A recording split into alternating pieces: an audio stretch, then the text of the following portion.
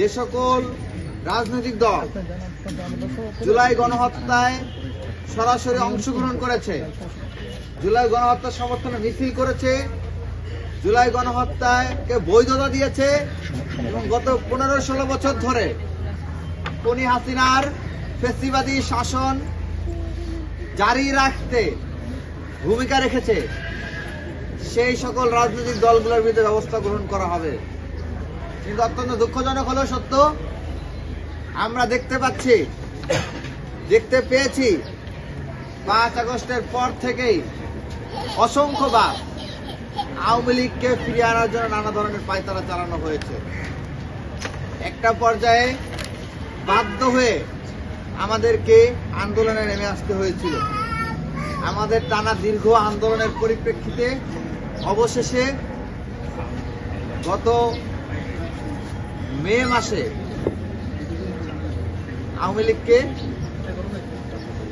আওয়ামী লীগের কার্যক্রম নিষিদ্ধ ঘোষণা করা হয় এবং সেই সাথে বলা হয়েছিল, সেই প্রজ্ঞাপনে কিছুই আপনারা সবাই জানেন।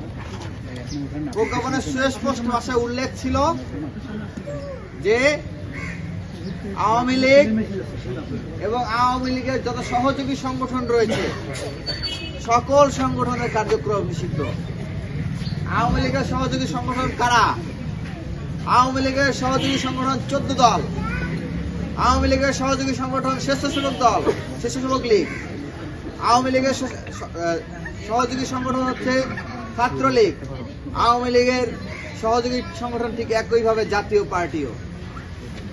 কিন্তু অত্যন্ত দুঃখজনক হলেও সত্য, নির্বাচন কমিশন কেবলমাত্র আওয়ামী লীগের নিবন্ধন স্থগিত করেছে, বাতিল করে নাই। আর জাতীয় পার্টির ব্যাপারে এবং অন্যান্য 14 দলের ব্যাপারে তাদের কোনো অবস্থান নাই। এখন পর্যন্ত তারা কোনো অবস্থান নিচ্ছে না।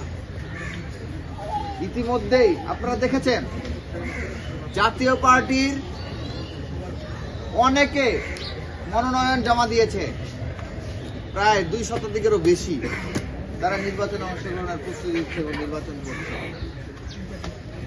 যাদের হাতে জুলাই গণহত্যার রক্ত লেগে আছে, যাদের হাতে শাপলা গণহত্যার রক্ত লেগে আছে, যারা গত 15-16 বছর ধরে ফ্যাসিবাদী শাসন চালিয়েছে, গত 15-16 বছর যত ধরনের গুম খুন হয়েছে তার বৈধতা যারা দিয়েছে, সেই ফ্যাসিস্ট আওয়ামী লীগের সহযোগী সংগঠন, জুলাই গণহত্যার সহযোগী সংগঠন জাতীয় পার্টি নির্বাচনে অংশগ্রহণ করবে, এটি জুলাই শহীদদের রক্তের সাথে সুস্পষ্ট প্রতারণা ছাড়া আর কিছুই নয়।